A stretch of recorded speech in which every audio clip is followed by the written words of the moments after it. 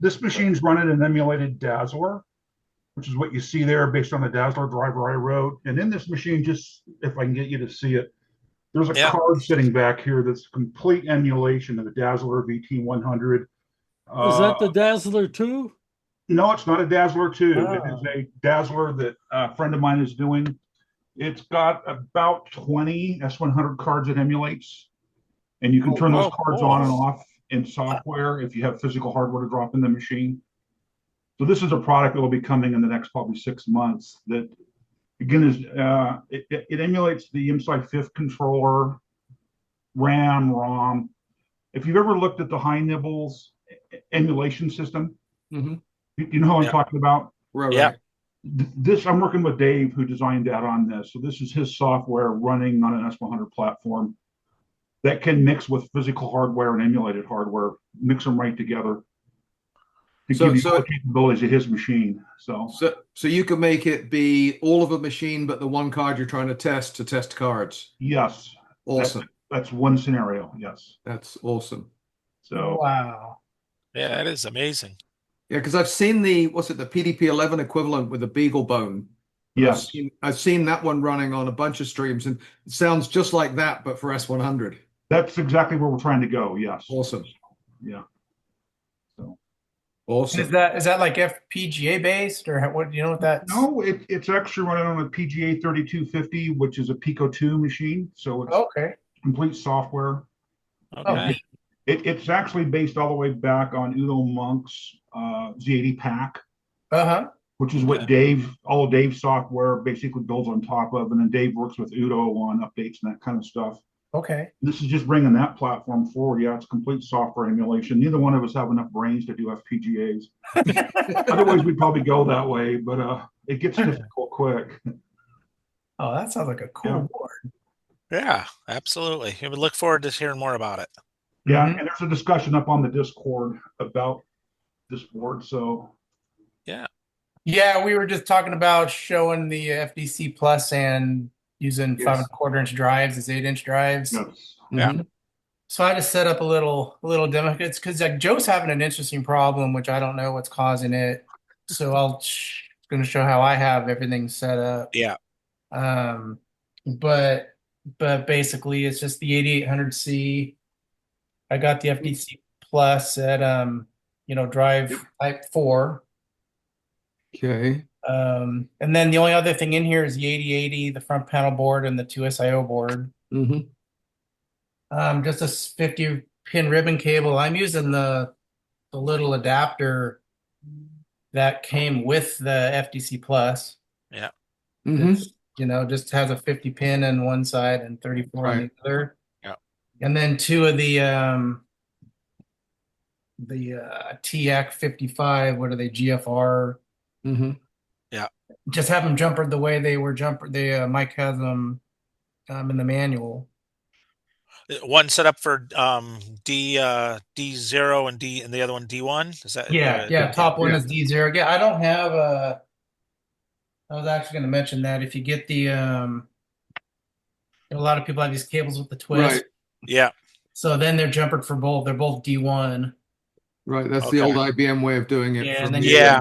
And you put A after the twist and Yeah. B Before, the old before the days. twist. I But remember those. I just have a straight cable, so they're 0 and 1. Okay. But what I thought I'd do is just make a bootable floppy Yeah. using PC to flop. So we'll just go ahead and hex load.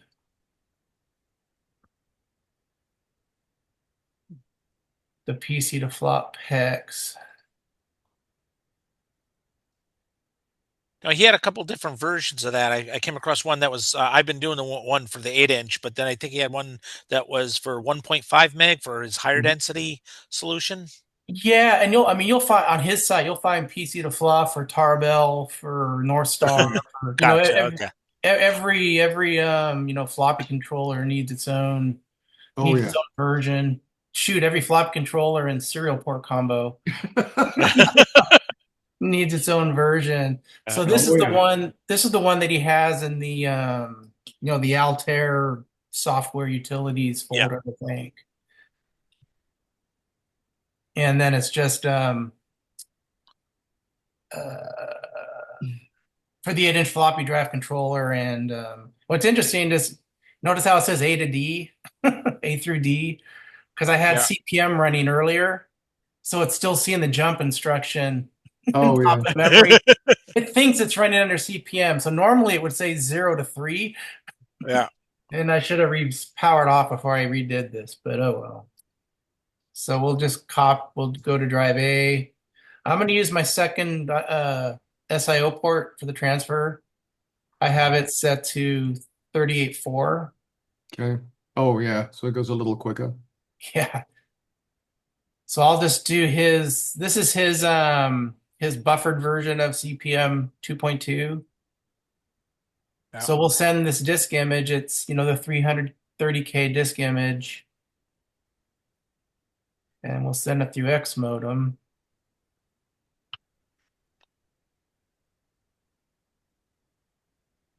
And it should just start chugging away. So this is just going to copy the disk image over X modem, and as soon as its buffer gets full, it should start writing those tracks out. Let's see if it happens right around the 55K or so, give or Yeah, take. this was like I said, this PC to flop thinks it's running under 48K CPM, so it's only going to buffer or whatever 30 something K. Because like I said, I Okay. should have power cycled it before I Okay. or cleared out the memory, top of memory.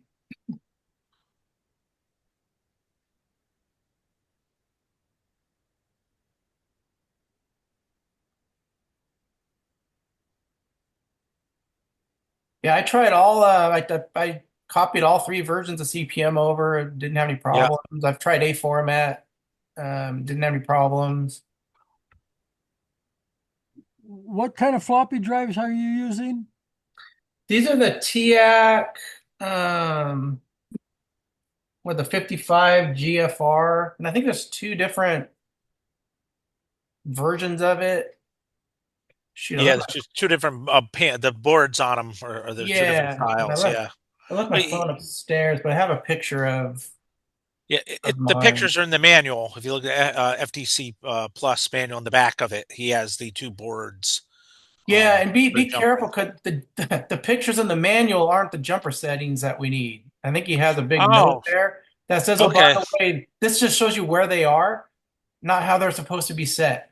So That might be my problem, because I think I didn't. I don't know if who reads detail. yeah, well, I double checked your picture with mine and it looked the same. So, Okay. but I do think he has a note there that says, this isn't necessarily how it's supposed to be jumpered, but it shows you where the jumpers are. Maybe do me a favor and do you have one of each drive, or do you have just the same kind of? Well, if you can maybe put a picture of your board, send me a picture of your board. I just have the one, not the same as yours. That's fine. Yeah. Okay. I do have two different styles. I have a couple other drives, but the one I've been working on mainly is the one I sent you a picture of. So now do you have 2 drives or just one? I have more drives on the side. I'm trying to just work with one right now. Well, I'm just wondering if you change drives, if to eliminate whether you're having a drive. Oh, but you said it works okay in PC DOS or something. Oh yeah, so these drives have been tested with the jumper settings back to default.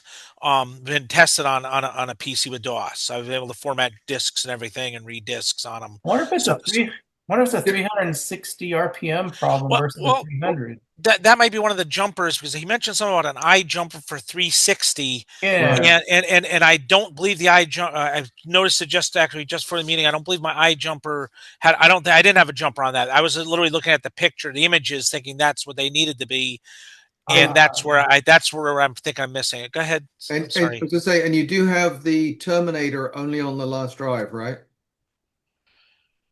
Good point. I don't know if the Terminator's on only the last drive. I didn't look at the Terminators on these. Right, because if the Terminator's not on the last drive in the chain, it can cause odd issues with it's signal. the only drive in a chain right now. Well, if it's not on if the Terminator's not on that one and it's on the other drive, it might be that's why it's the signals are not, like I said, healthy.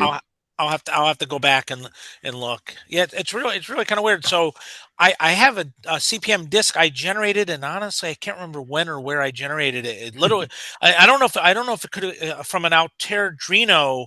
I have floppy drives, 5 1/4 inch and 3.5 inch drives on that, and I thought I might have actually generated it from there. I don't know if that's true though. I mean, I honestly I can't remember, so long ago that I created these disks. Um, so at this point, yeah, I'll check for the Terminator though. Thank you. Okay, yeah, it's an easy one to miss. And it's on some drives it's a switch, on some drives it looks like a little resistor pack. Yeah, Like a little chip, network. but it's a little resistor network, but it's Yeah. they vary from design to design. Yeah, on these I'd have to grab one of the spare drives and look the other. See if I can do that. Ooh. Okay, so that finished. And Yeah, so it's done copying. So we'll go back into Alt-Mall. Now if we do boot Right. and like type B in the right window,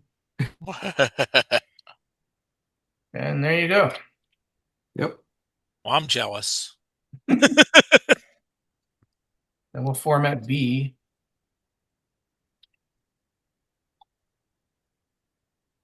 Yeah, I did verify I'm using a high density 96 tracks per inch Okay. diskette. So Yeah, you need to use that. I guess you need to use. I just found out earlier I was using just not HD disc, just the double Yeah. density disc. And I noticed when I was doing PC to flop, every once in a while I would have to like try to write a couple times. Yeah. And so then I switched these out, and I haven't seen it do that. And these are HD. Yeah. Yeah. So when I try to format, and I don't know if one of the images I sent you, when I try to format a disk, it looks like it gets up to about track 20, and then it starts spewing errors for the rest of the setup. Which so that's the disk. I think that's why CPM does boot on it. When I reset the system, power it off, power it on, I get CPM to boot on that disk. Right. Because the first few tracks are good. It's able to read those, but yeah, I don't know. Again, the disks I'm using to boot CPM are questionable. Anyways, I don't remember where I generated them from. That doesn't help. No, it doesn't. I've been trying PC to flop, with Altman and Yeah. it's an Altair 8800C and it's been working fine. Mhm. Patrick pointed out, he says, because I was running a Vector Graphics Z80 card in it. It was 2 megahertz, I believe. Right. But I swapped over to an 8080 card that actually Patrick built for me recently. So that I still get the same results. so the floppy disks that you're using are what format? They'll say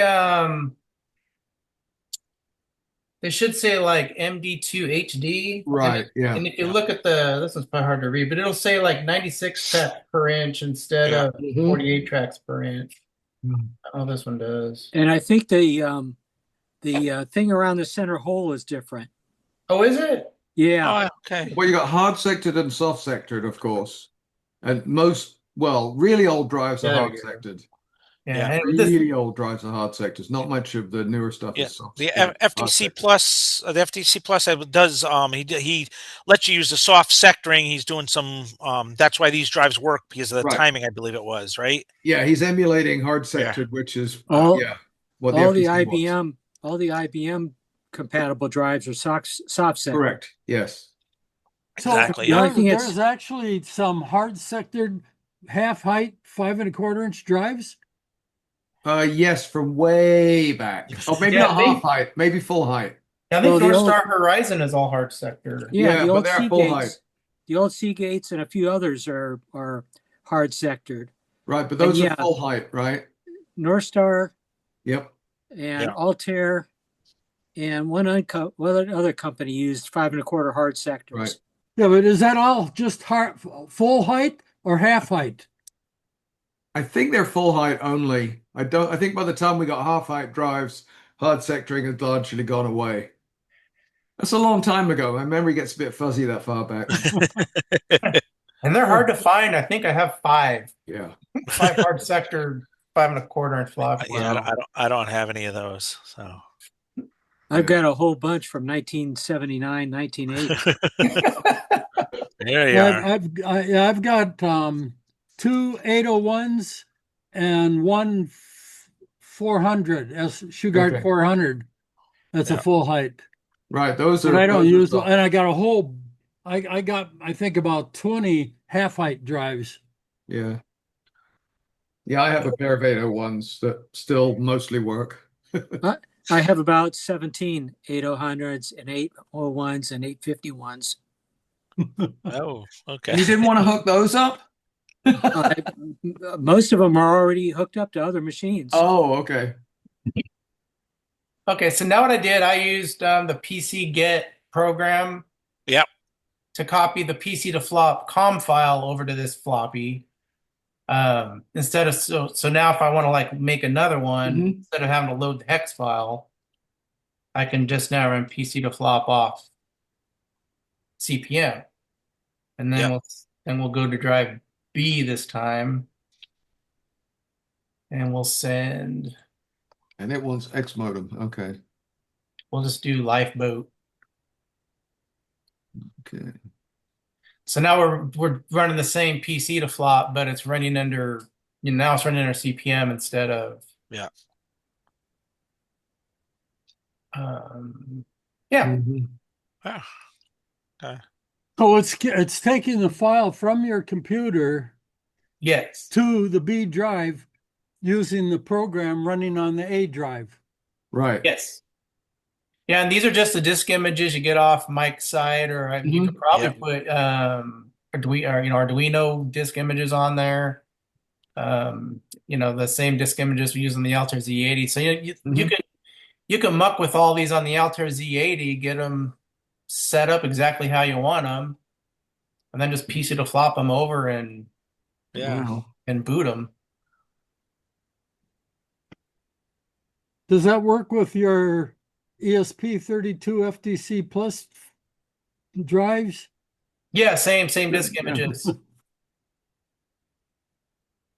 fact, Mike has a really neat CPM. I didn't get around to getting it set up, but what I do a lot of with is this.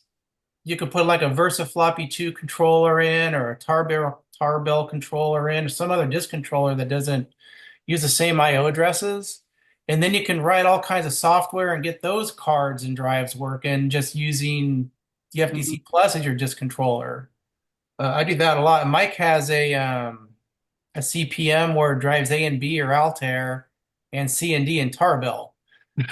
So if you want to get a Tarbell controller working, or you want to move from one to the other, you can actually run both controllers at the same time. This assumes, of course, that you can actually get a Tarbell controller. Yes. That's not hard. I've got 3 of them. Oh, stop showing off. Yeah, I got 2. What I don't have is a double density. I have one on low. That's it. I have 2 of the double densities, but I've never gotten them to work. I have them work in single density. I haven't gotten them to work yet double density. I only have friends in these chats that have them. So to me, that was still the best reliable floppy controller that ever came out. Yeah, it is. I wanted to do a repro, but I think it's kind of hard to get the disk controllers. Yeah. I think the only Tarbell I have is a Tarbell cassette interface. I believe I have. Oh wow! Oh, I saw one of those on eBay recently. This I've had for a little bit. Yeah, I saw one of those on eBay, but the guy wanted a ridiculous amount of money for it. No, that wasn't me. Of course, how much did he sell it for? Maybe it might be me. I don't know, but he was asking some ridiculous amount for it. I can't remember now. But it was a lot. Yeah, I've seen a few of those things where they're asking maybe I don't know enough, but like a CPU card because it has the ceramic chip in it or something. Yes. They'll have $600-700 for a CPU. I was like, well, yeah, I saw that one as well. Yeah, yeah, I not putting down anybody what they're selling, but yeah, good luck with actually getting somebody to buy it at that level. Oh yeah. Right, so that finished copying, I just switched disks and rebooted, and now we have the lifeboat. That is cool. Okay. I don't know if we have LS on. What's lifeboat? It's the I think it's like the it's Lifeboat Associates made a CPM for the Altair. Yeah, Yeah, I think you're Lifeboat, right. they made it for lots of stuff. They made it for the North Star.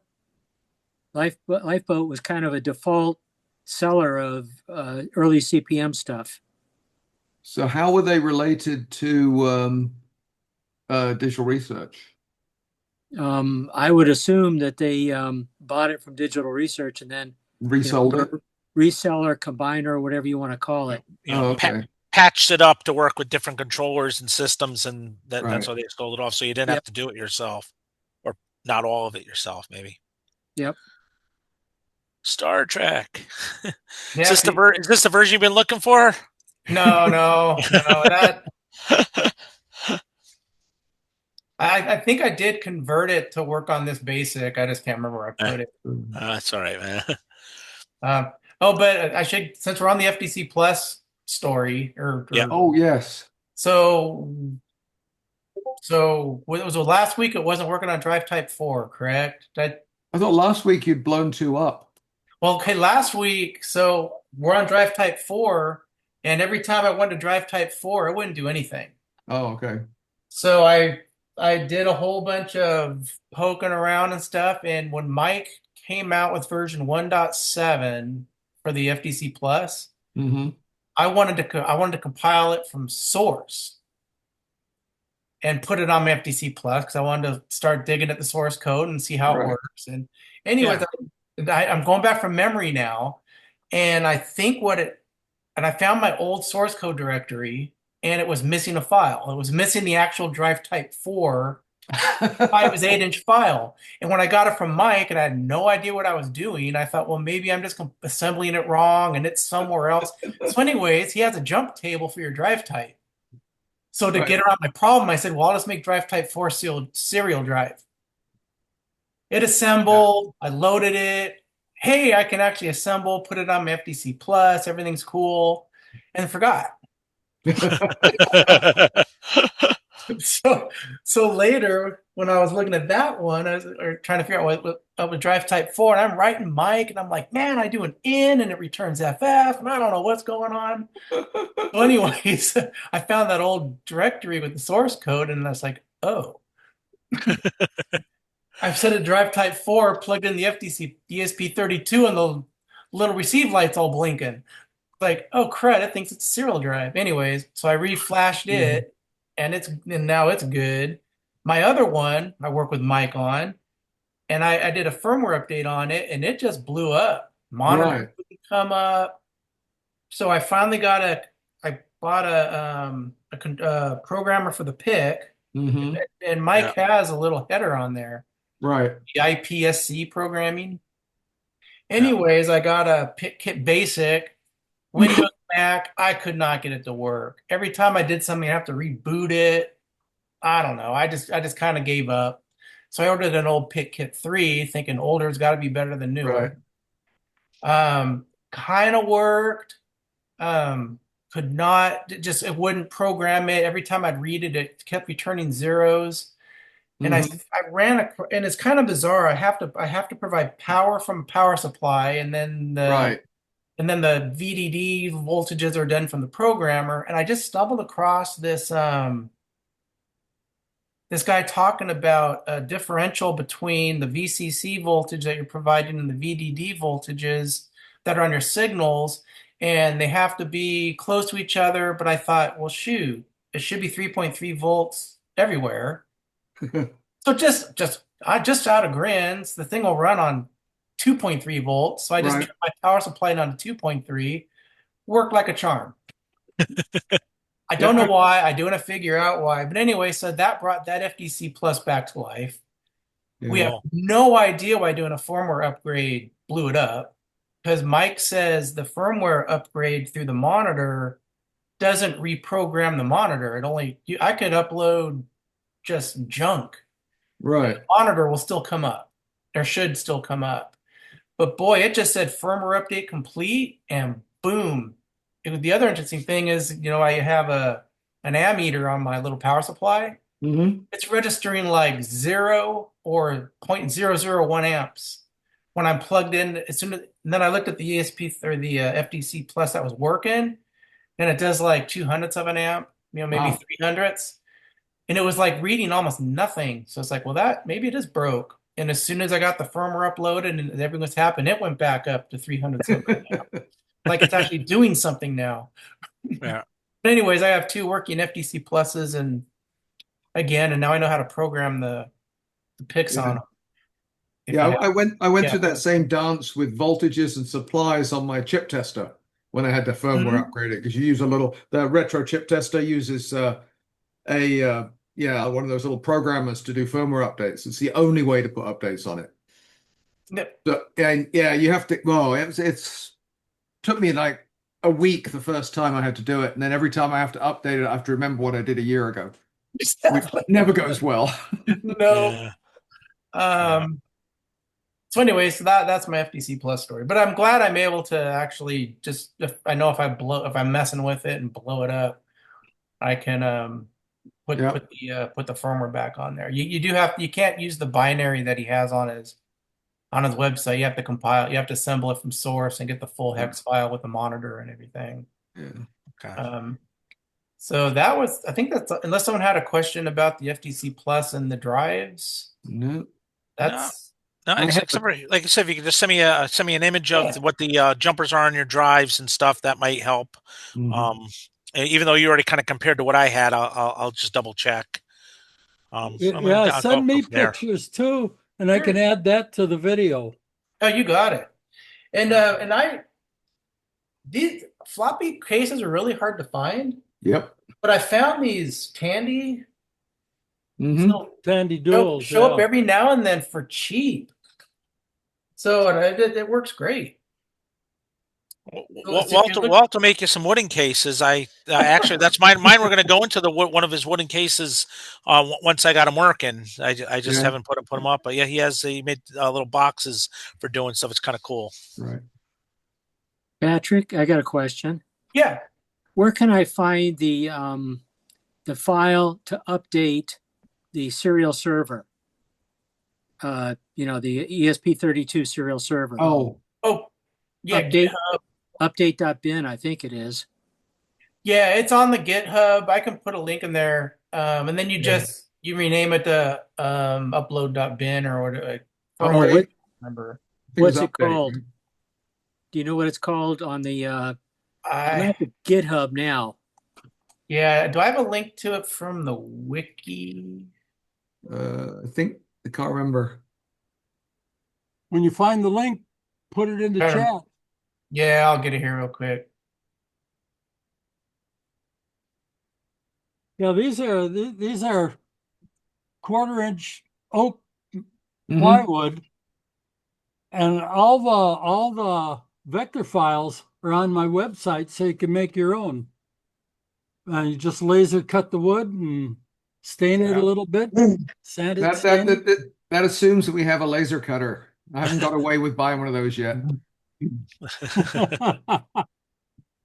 So back to the FDC firmware epic discussion. Wow. I've just started using the FDC Plus on my IMSAI, and so when would I ever have to update the firmware? Because it sounds like that would be approached with fear and trepidation. I would think probably never. Probably but never, yeah. So like the last one Mike came out with, I think it added support for some ICOM like hardware to emulate an ICOM disk controller. In addition to, he added like 2 more drive types. And as far as I know, those are the only changes he's done recently. So I can't imagine having to, but I can let me. Oh, if it's not broken, I'm not going to try to fix it. Right. Yeah. And the thing is, all the different kinds of hardware and software is out there. So there's no real reason to change it. Go buy something that it doesn't work and then update. Just go buy something that's compatible already. Yeah, and his FDC, I'm just looking at Mike's site right now. The FDC firmware that he has listed the 1.7, the date on the file is September 2021. So unless you bought it a long time ago, then you're probably already up to date anyway.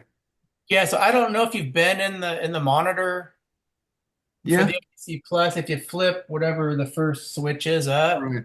and then you plug that in your serial port at 9600 baud, it'll come up with the monitor. Mhm. To update the firmware, you do this. You send your the new bin file that you downloaded from his website as a binary file, Mhm. and it'll more than likely work.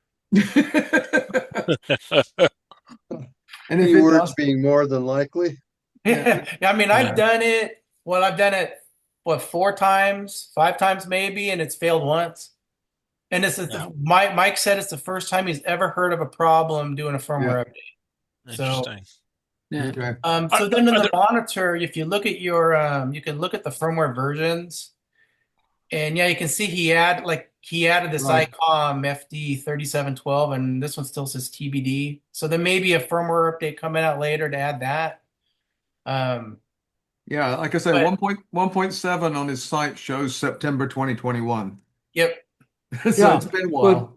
But on the screen, you can see he supports the Shugart Right. 800 version Mhm. hard floppy drives, Altair 8-inch floppy drives, Shugart 400 Mhm. floppy Oh, yeah. drives, mini discs. So, Mhm. you know, you Oh, yeah. just get one of those drives and you're off and running without doing Yeah. any updates. Yeah, Now, but of this course, is this They is all my cost problem. the I same. didn't Right. have that. Right now, but keep in mind that your BIOS for CPM has to support an FDC, an Altair FDC, Correct. as the disk controller. Otherwise, it ain't gonna work. Correct. Which is always the challenge with CPM systems, is getting a copy of CPM with the right BIOS. Which back to let me get out of here.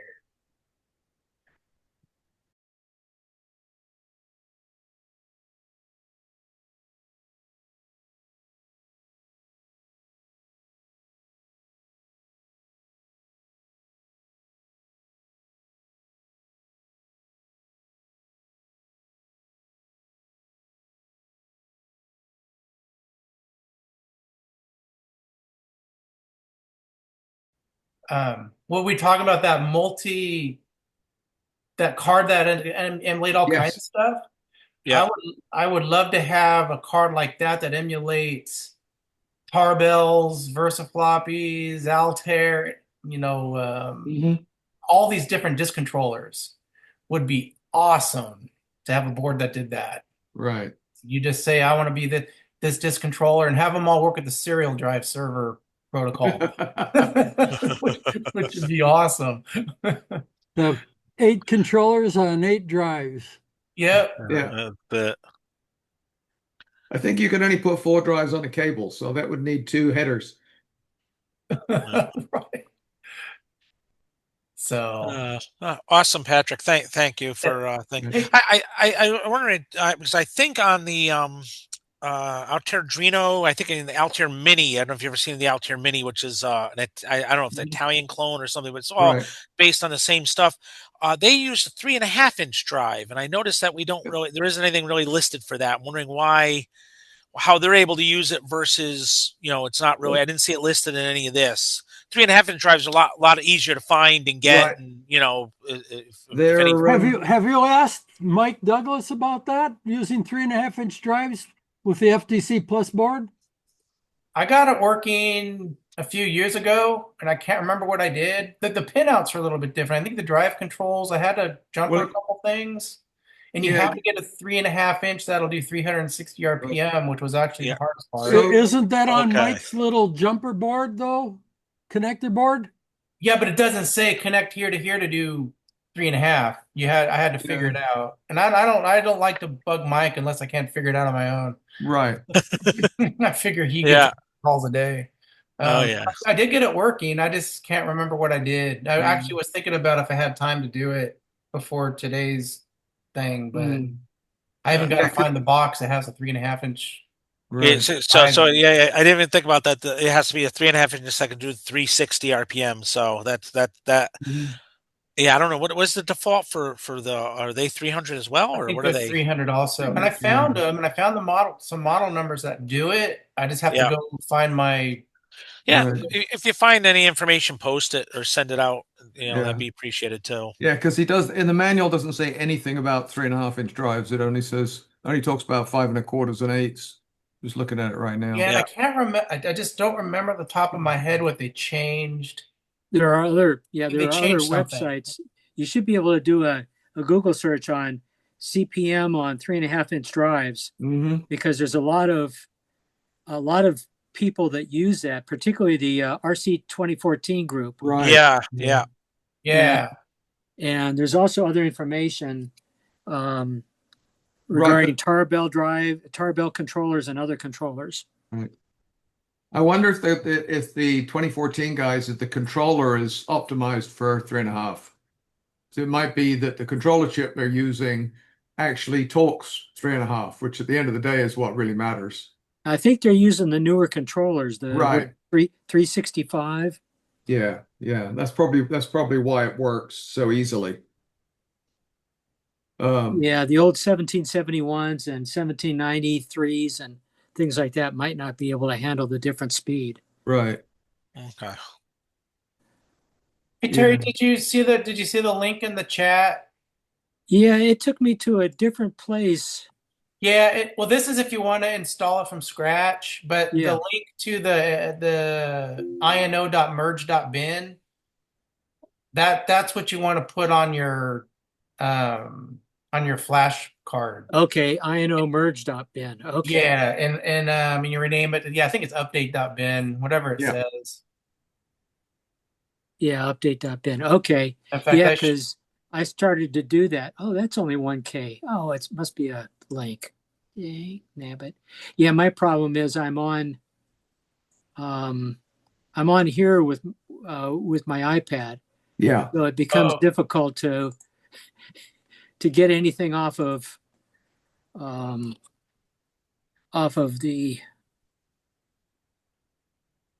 the names, the info on the side. Is that why your image is just a black spot now? No, I don't think I turned that off. Oh, there you go. Yeah, I'm not on stop video. So unless It was just black. Yeah. okay, maybe it goes to black when I go to someplace else on the iPad. Well, yeah, because the iPad is not really a multi-application, multitasking. It's really single tasking. It runs some background stuff, but it's basically single tasking. So, Yep. yeah. Let's see. What I could do is I could hit that, and then I could just email it to you too. file, and then that mail.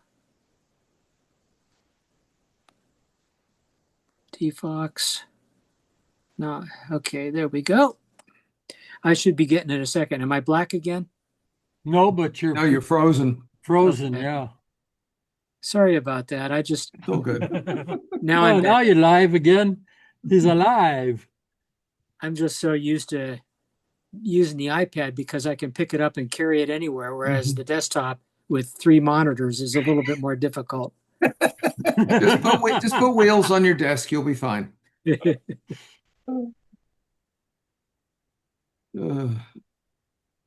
me see. Now I have to play the email game on this computer.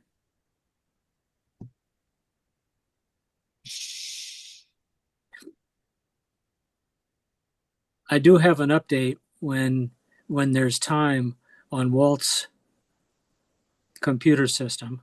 A sort of update. Now it sounds like a good time. And this is the reason why I use my iPad.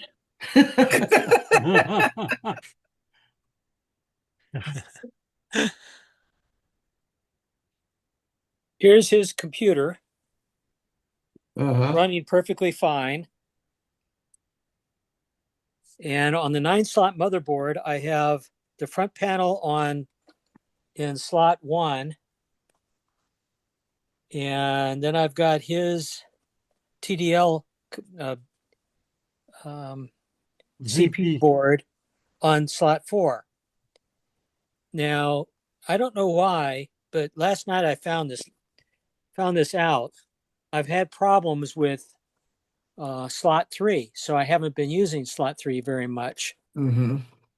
But as it turns out, I found out if you have the two boards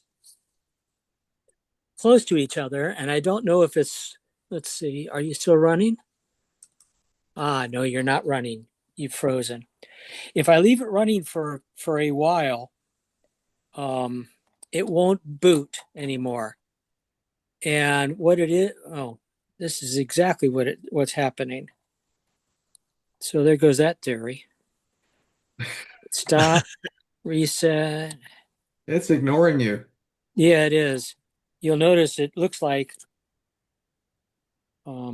Looks like the CPU is there you I turned the power off and back on. Yeah. Now, when it's like this, yep, it's that way again. I've still got a problem. Now, if I turn it off, move the front panel to say board to slot 2,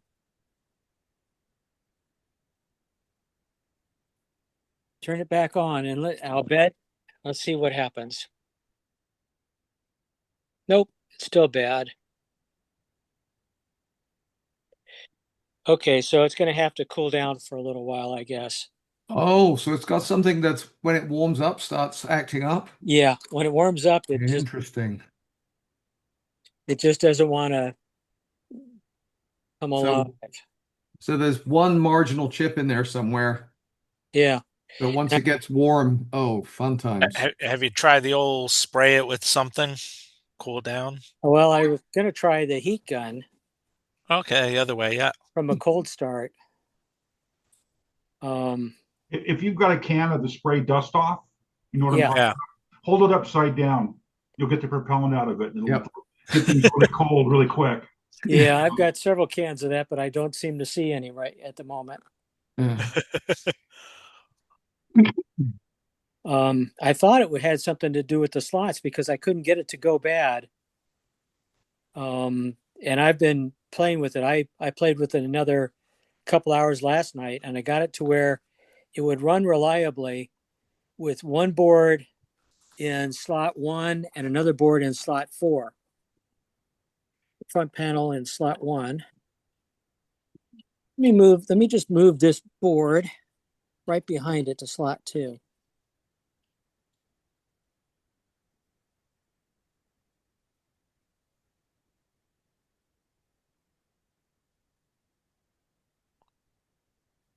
Aha! See, all I did was move the motherboard to slot 1 and the CPU board right behind it on slot 2. And now, there it goes. And you can see it booted Right. fine. I think the wind shifted direction. But that seems to be what's happening with it right now. And last night at first I thought it was slot 3 was bad. So I resoldered the S100 connector, the socket on slot 3, and it still did it. Yeah. So all it takes is moving it. So Walt, if you want it back right away, all you have to do is every time you turn it on, move the front panel or U-board around. That's not going to work in Walt's cabinet, I don't think. Yeah. Or what you could do is you could build a 2-pole 100-pin switch and move it between the two different ones. Anyway, that's kind of where I am. And you saw it yourself. It was working. Yeah. It wouldn't work. I think it has something to do with sense switch disable or one of the other disables, because if you'll notice, it was doing a 303 in the data bus and all the address lights were on. Right. Which indicated all the address lights on indicated to me that it was disabling the address onto the bus. So that Does that help nail it down to a chip? it helps it nail it down. No, not to a chip, but it helps nail it down to a potential board or a pin on the Right. S100 bus. Now I can look at sense switch disable and a couple other signals and see if they're not showing up when they're supposed to. If that makes Okay. sense. Yeah. So that's kind of where I'm at the moment.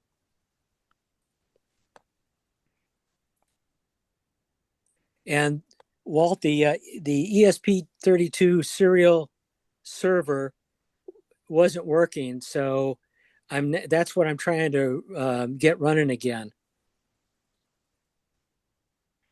But that's a different topic for a different time. Right. Let me try one other thing. Now we now have socket 1 and socket 2 running. Let me try putting the CPU board back to socket 4.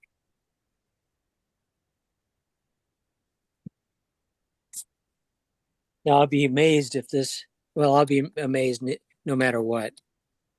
Yep, it's dead. Wow. All I did was move it from socket 1 to socket 4, the CPU That's board. bizarre. That is truly bizarre.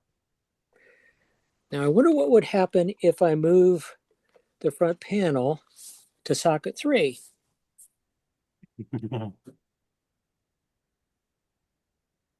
Because that could imply that it was one of the driver chips that are bad.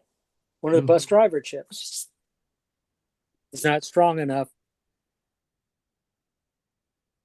Nope. No. So you think it might be signal degradation on the bus? Well, Because the driver chip's not good enough? well, that's what I was thinking, but this kind of disproved that because Right. now the two boards are Mhm. adjacent to each other again. Oh, wait a minute. Yeah. Slides 2 and 3. Yeah. And But did now- you 3 say or 2 you and 4? resoldered the sockets on position 3? Oh, I'm sorry. It's slots. Yeah, I resoldered. Oh, now it's 3 and 4. That's right. Sockets 3 and 4 are being used. Hmm. So now let's see. What was the working combination? It was 1 and 2. I believe it was 1 and 2. You said you resoldered 3, I believe. Yeah. Okay. Let me put. I can't believe that the soldering of the 9-slot board is where the problem is. No, I don't think it is. Oh, this is interesting. And let me power cycle it.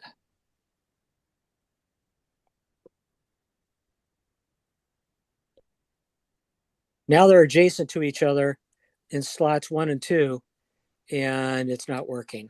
Mm. Yeah, and you're right though. There's a C3 on the. Yeah, there's a jump here, and it's all Fs. So Yeah, so it's like the address I bus. ask a newbie question. When you were power recycling, it looked like you only did that for like a second. Or Yeah. is that long enough? yeah, it's been long enough.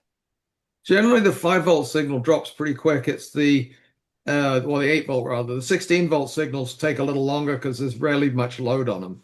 Yeah. So the power supplies take a while for to Right. drain. But the 5s, because there's enough load, usually drains pretty quick.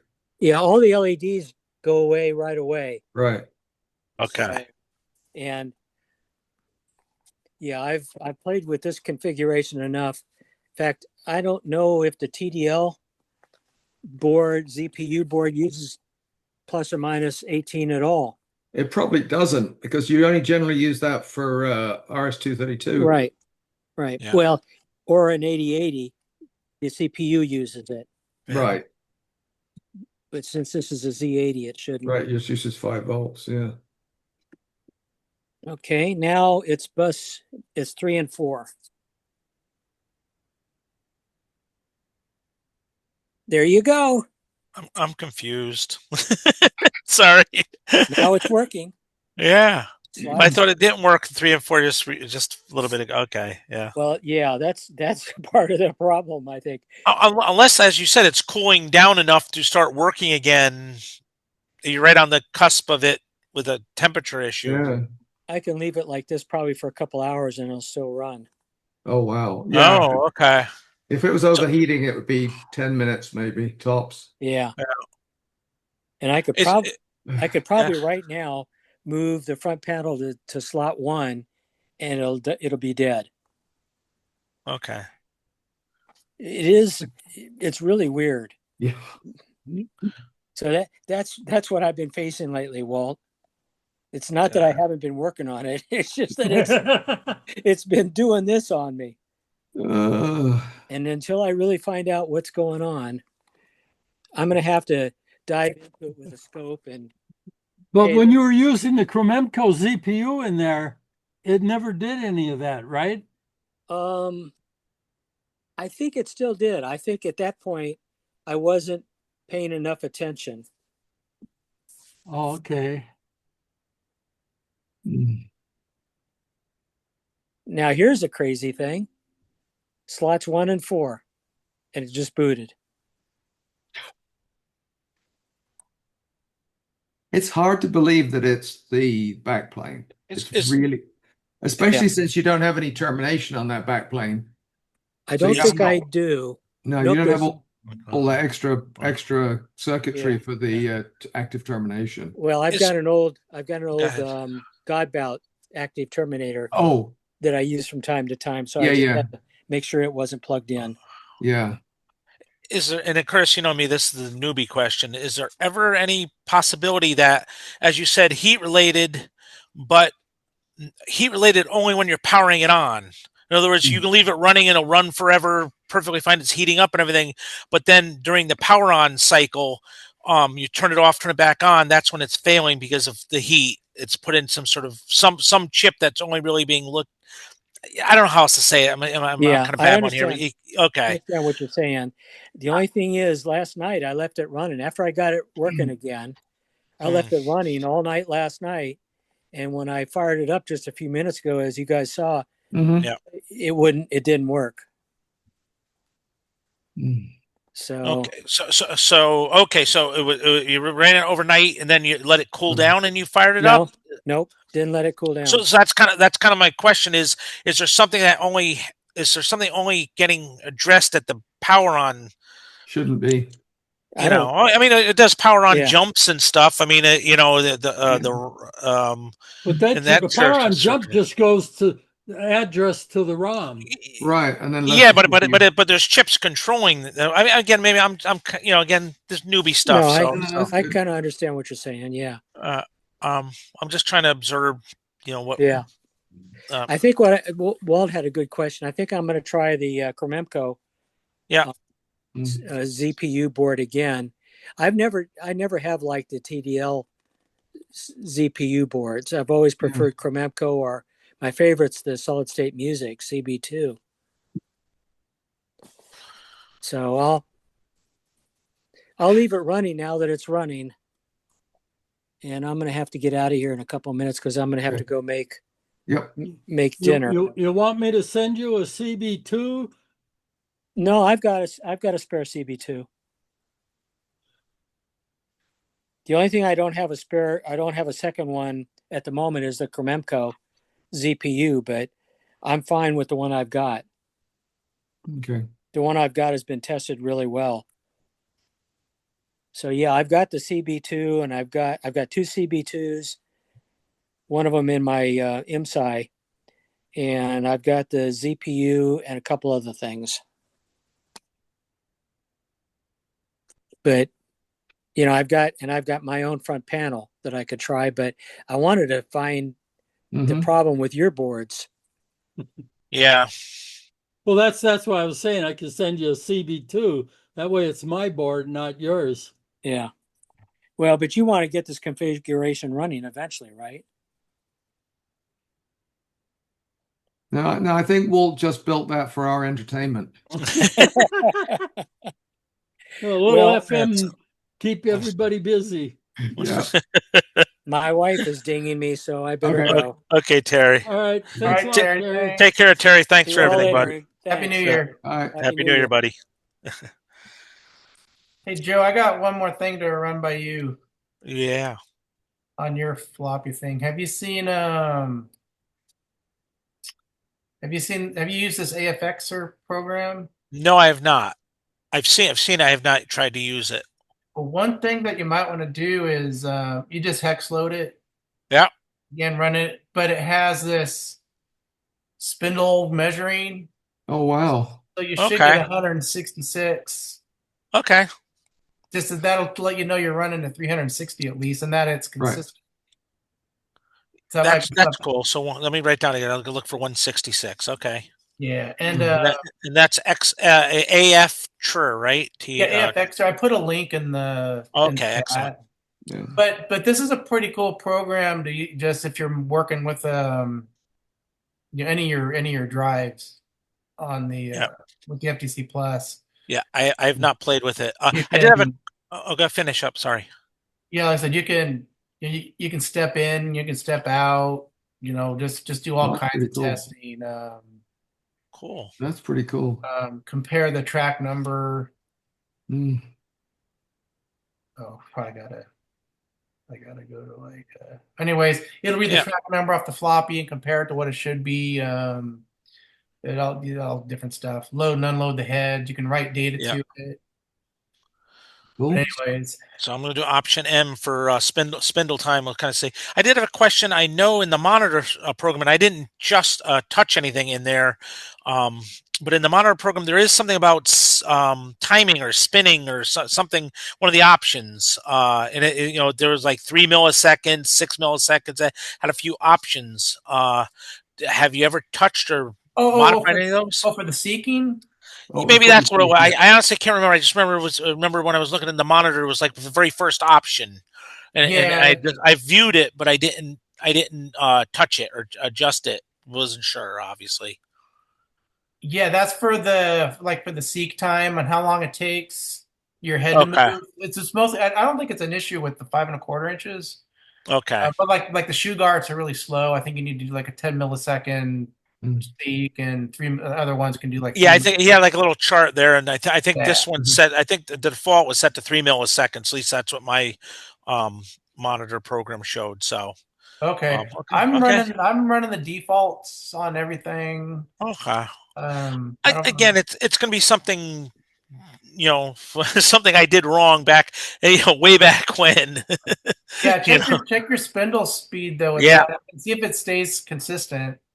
Yeah, yeah. That's what this is, I do have a few drives, like I said, so I can try a couple of the different ones and see what I get. So I'll let you know. I'll keep you updated as I play with it. The stuff you did today, it shows me what it's supposed to look like when it works, and that's important. A lot of times you're kind of guessing what should it be doing.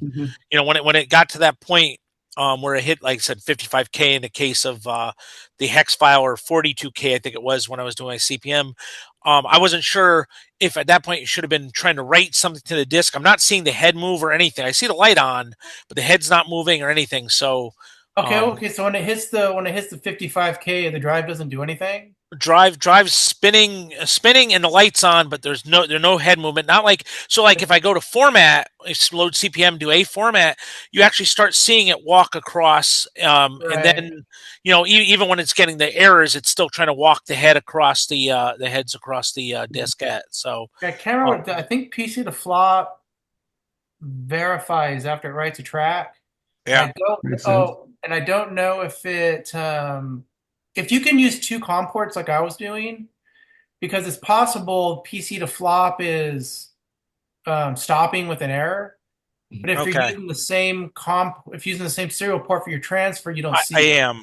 Okay, so yeah, I mean I have your card in there, so I Yeah. definitely could set up the second one for transfer. What That's it's not a probably problem. doing is trying to write the track and failing, and after 10 tries, whatever, it's just giving up.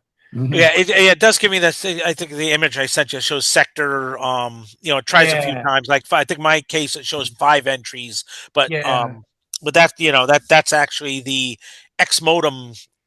In the X modem window, I'm seeing that. Yeah. Try to run it on the second port. You're exporting on the second port, and so if the Yeah. piece of the flop's displaying Okay. something, you'll see it. Yeah, I can also speed it up at that point. Because right now, everything when I do it's 9600. It's a little slow, not terrible. I mean, I don't mind waiting. Yeah, it's been reliable at 38.4, so I haven't tried Yeah. 768 yet. I don't think it'll go Okay. that fast. Yeah, 38.4 is notches above what I'm doing anyways. If I get it to work, so okay, cool. Yeah, I'll give that. I'll try that AF transfer in the and then also sending the file over to see if I'm getting some sort of other error message that might shed some light. That might do it. Gonna have to bail out. I appreciate your guys letting me listen in. Oh, thank you, anytime. Gary. You got it. Thanks. Oh, Just so God. you know, my forte is Altair Z80 simulator. Right. Yeah. So if Yeah, anyone has any simulator questions. Yeah, I just pulled the ACR stuff yesterday. Oh, good. Because as you know, I have to compile it here because Right. the Apple Silicon issue. Yep. Except now I know how to do it. It's no big deal. But Yeah, make. gotta... And actually, what I should probably do is send you a copy of the Apple version, so the Silicon version, so that you can post it. Yes. I'll have to figure out a way. We'll figure out a way to do that, so that way you can post both. Yeah, I'll have to. Do you have a GitHub account? I do. Yeah. Yeah, because I think if you just, I think if you mirror or clone mine, Yeah. I mean fork it.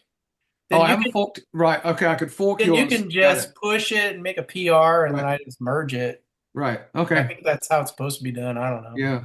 But yeah, because it's a lot easier than you trying to figure out that. Did you read that thing that I got?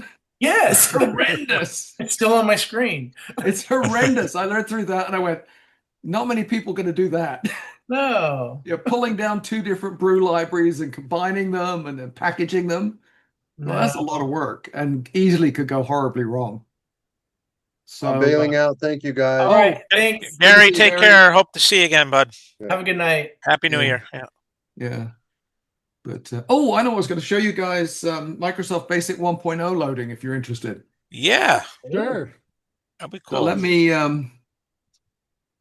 share my screen here. I want that one. Okay. So hopefully you can see my screen. Mhm. Yeah. Yeah. Right, there's two serial terminals here. The one on the left is going into Altmon on the clone.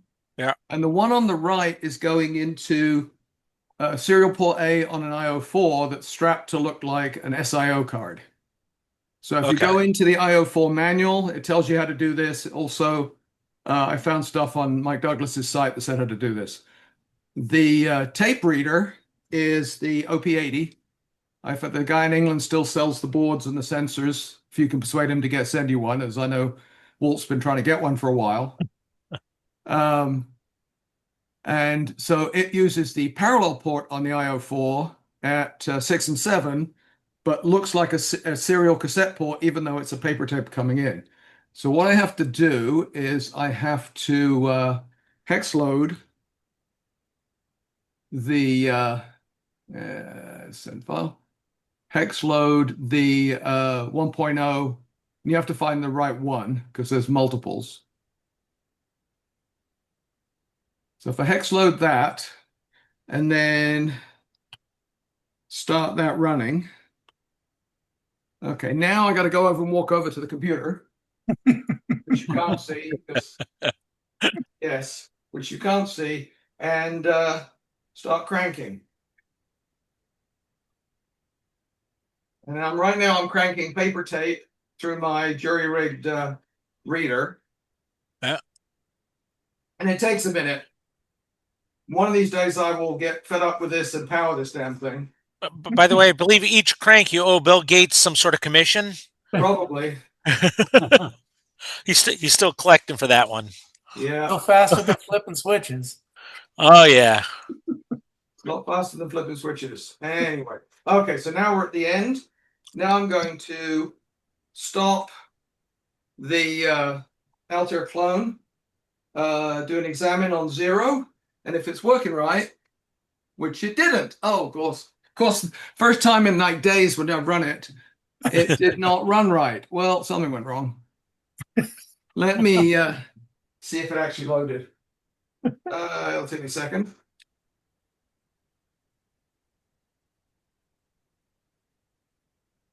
Okay, so we do Alt-Mon there, and it's loaded. Let's try starting it from here. Yeah, something didn't load right, or this has gone wrong. Anyway, of course, this worked right up until I literally did this before the call, and it worked fine. You want to try one more time? I'm going to try one more time. Yeah, let's try. Yeah, yeah. I'm Okay. up for waiting. So let's clear out memory first. Yeah.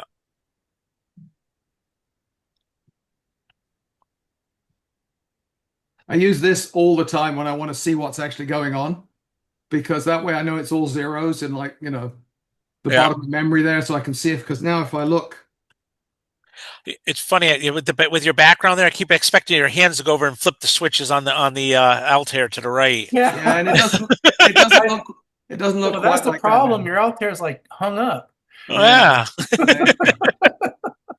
And I'm not using so- that terminal anymore either, because Yeah, it's all I right. still have it. I still have it, but it drives me nuts. So let's read through that. Go spend a couple bucks and get a catering table with wheels so you can wheel that Altair into view. It is on a table with wheels, but the cables are a bit short, so it won't come out. That's fine. So, okay. So let's send that again. This time I'll take a look and make sure it's actually there. Actually, it's the one on the already. Dump 1-800 to. Okay, so that's the little 20-byte loader right there at 1800. So now It's using port 6 and 7, so it's the right one. Yep, it's the right one. I literally ran this right before the meeting and it worked fine, which, is par for the course. Actually, do you have to rewind the tape? I do. You need a hamster. Yeah. There you are. Yeah. Get a hamster and you just rotate the cage 180 I degrees. think I know what I did wrong. My illumination source. This thing is really sensitive. Oh. And my illumination source is a little reading light, little USB rechargeable reading light. Yeah. Because you cannot get the illuminator that was originally available for the OP-80 anymore. Okay, that's back to there. And that's not going to work because I hit the wrong key. Get it.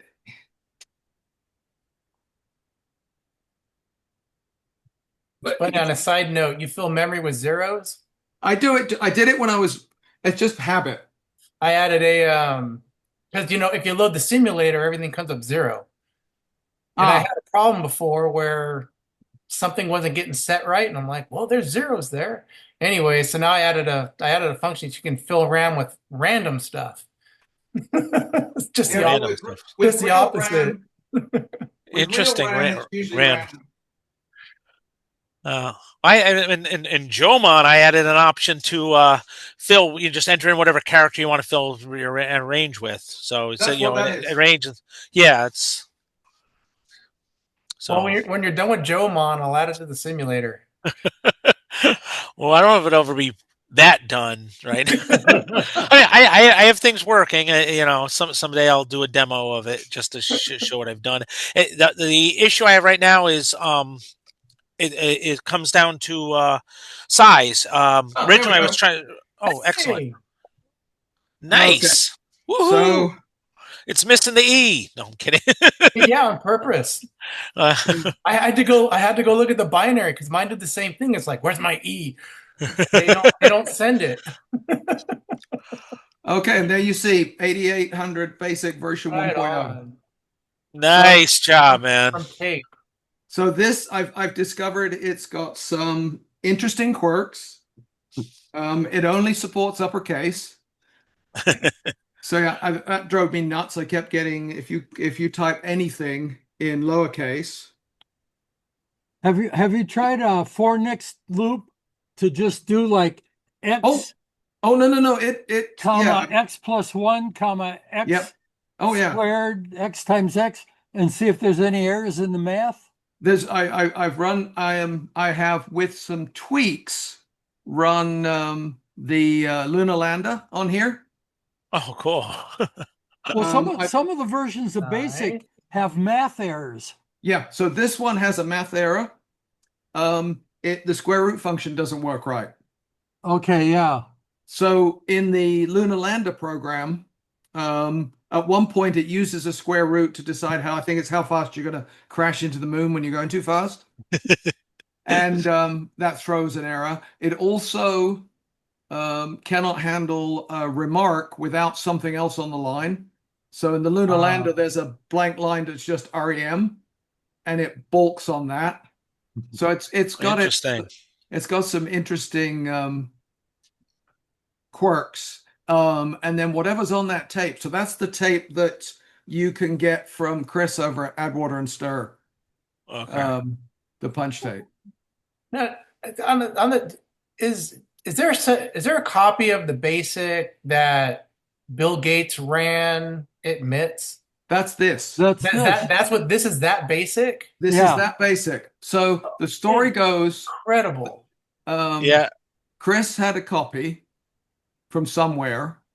Well, Bill And Gates posted it online. so what Bill Gates has posted, I found a site the other day where somebody had taken that entire PDF, scanned it, cleaned it up, and you can now read it. So what he posted online was the part of the source code for this BASIC here, but for the cross assembler running on a PDP 11. Okay. Oh, when they designed it, where they Right, because they developed designed it it on either a PDP 11 or a PDP 10. PDP, Yeah. No, I thought And it was a PDP 8. No, it was a PDP 10 or 11. But anyway, they used a cross assembler. So the code that he published was for the cross assembler to generate this code. So Okay. anyway, the story goes that Chris, like I say, Add Water and Stir, had got a copy from somewhere and has been selling them for a while. And I stumbled across it May last year, I think it was, when I started on this little project. Yeah. And he started making them available. You can buy one off his website. Anyway, Microsoft reached out to him for a copy for the 50th anniversary middle of last year because they didn't have one. Hope we charged them an arm and a leg. Should have charged him $1 billion for it. Yeah. And on top of that, so that for their thing, they wanted something that they could load up and show people. So anyway, guys, I know I've been talking about this for weeks. No, this is awesome, man. Awesome. What a great piece of history. I Yeah. love this, man. This is why I enjoy this stuff so much. This is Yeah. awesome, man. Great job. So anyway, it's been an interesting journey to get to this point. So have you made like a Yes. DSK file of this now for No. CPM? Oh, No, see, no, that's this what is the from rest before. of us need. This is from before CPM existed. But you can run it on the simulator. Yes, so you can download. Mike on the DRAM site has a copy of this same file as a .tap file, which is the raw tape files. Yeah. It does require a special loader because this is from before the multi-boot loader existed. I should have added it to the darn ROM when I made the ACR. Yeah, so I'll do that. that little 20-byte program, and you have to find the right one, but that one there that you can see on the screen is available on Mike's site, and which is where I got it. And yeah, I just couldn't be bothered to put it in from switches. That's why I was using Alt-Mon to Yeah. to No, explode that's it. fine. The chances of me getting 20 bytes loaded right in front of me, 0.